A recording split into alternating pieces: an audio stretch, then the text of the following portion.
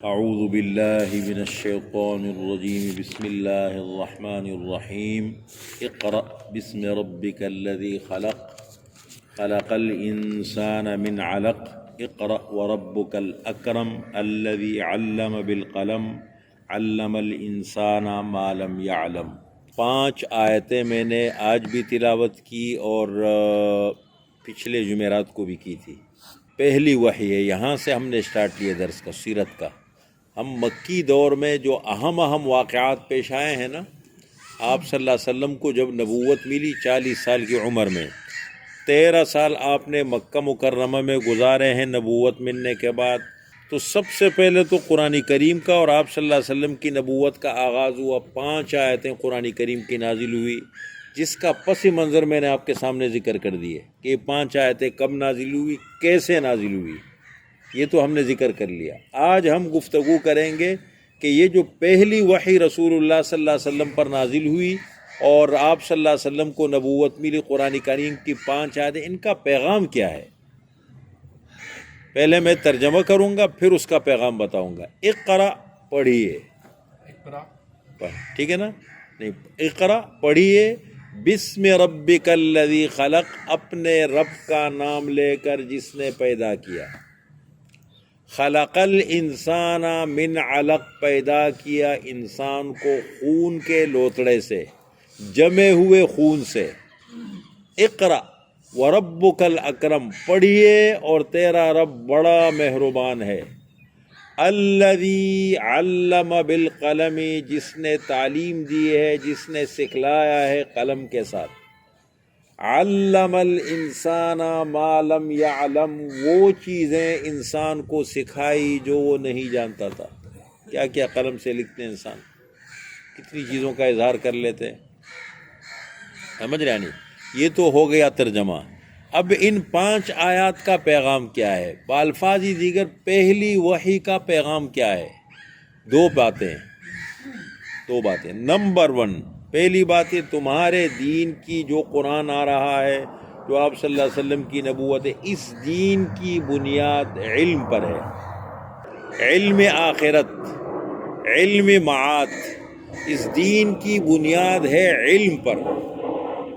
پہلا پیغام اقرا، ابتدائی تعلیم ہوتی ہے زبان سے، شروع میں پڑھایا جاتا ہے۔ اقرا بھی کہا اور الذی علم بالقلم بھی کہا، تعلیم کے دونوں درجات بیان کر دیے، ابتدائی تعلیم اور ہائی تعلیم، دونوں آگے اس میں۔ نمبر 2، علم حاصل کرنے کے 2 مقصد ہے۔ نمبر 1 خود شناسی، نمبر 2 خدا شناسی۔ خود شناسی، اپنے آپ کو پہچاننا، تم کون ہو، تمہاری حقیقت کیا ہے، تم کو اللہ نے کیوں بنایا ہے، اس بات کو سمجھو۔ تمہاری ابتدا کیسے ہوئی؟ خون کے لوتھڑے سے۔ سب سے پہلا مرحلہ انسان کی تخلیق کا ماں کے پیٹ میں نطفہ ہوتا ہے، 40 دن، اس کو کہتے ہیں نطفہ۔ پھر 40 دن کے بعد وہ نطفہ بن جاتا ہے علقہ، جمع ہوا خون۔ پھر 40 دن کے بعد وہ بن جاتا ہے مضغہ، گوشت کا لوتھڑا۔ پھر اس میں ہڈیاں ڈالی جاتی ہے، پھر اس پر کھال چڑھائی جاتی ہے، پھر 4 مہینے کے بعد اس میں روح ڈالی جاتی ہے، پھر 9 مہینے تک ماں کے پیٹ میں زندہ رہتا ہے۔ خود شناسی، اپنے آپ کو سمجھو، اپنی حقیقت کو سمجھو، سمجھ رہے ہیں؟ اپنی حقیقت کو سمجھو، تم کون ہو، تمہاری حقیقت کیا ہے، علم کی پہلی بنیاد۔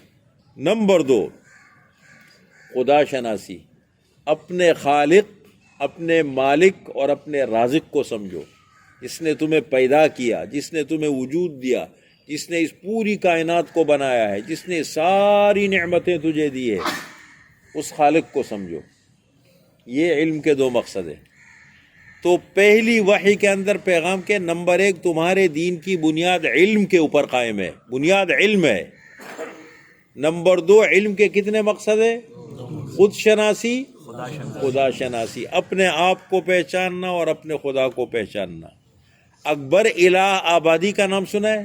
کون تھے؟ شاعر نہیں تھے، بیرسٹر تھے، بہت بڑے وکیل تھے۔ اس زمانے میں لندن سے ڈگری لے کر آئے تھے ہندوستان میں، پھر شیخ الہند رحمۃ اللہ علیہ کی قدموں میں پہنچے، ان کی صحبت اختیار کی، بہت بڑے شاعر بھی تھے۔ اصل میں تھے یہ وکیل بیرسٹر. تو پھر انہوں نے اس نظام تعلیم کو پڑھا بھی تھا، سمجھا بھی تھا، اس کا صحیح وہ کلاس لیتے تھے جو خرابیاں آتی تھی اس کی. تو اپنے اشعار میں پہلی وحی کو بیان کرتے ہیں، پہلی وحی اور اس کا پیغام اپنے اشعار میں بیان کرتے ہیں. کہتے تم شوق سے کالج میں پلو، تم شوق سے کالج میں پلو، پارک میں پھولو، جائز ہے غباروں میں اڑو، چرخ میں جھولو، بس ایک سخن. سخن کس کو بولتے ہیں؟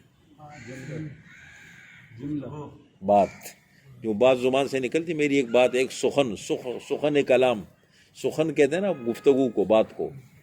بس ایک سخن بندے عاجز کا رہے یاد، اللہ کو اور اپنی حقیقت کو نہ بھولو. اللہ کو مت بھولنا، خدا شناسی، اور اپنی حقیقت کو مت بھولنا، خود شناسی.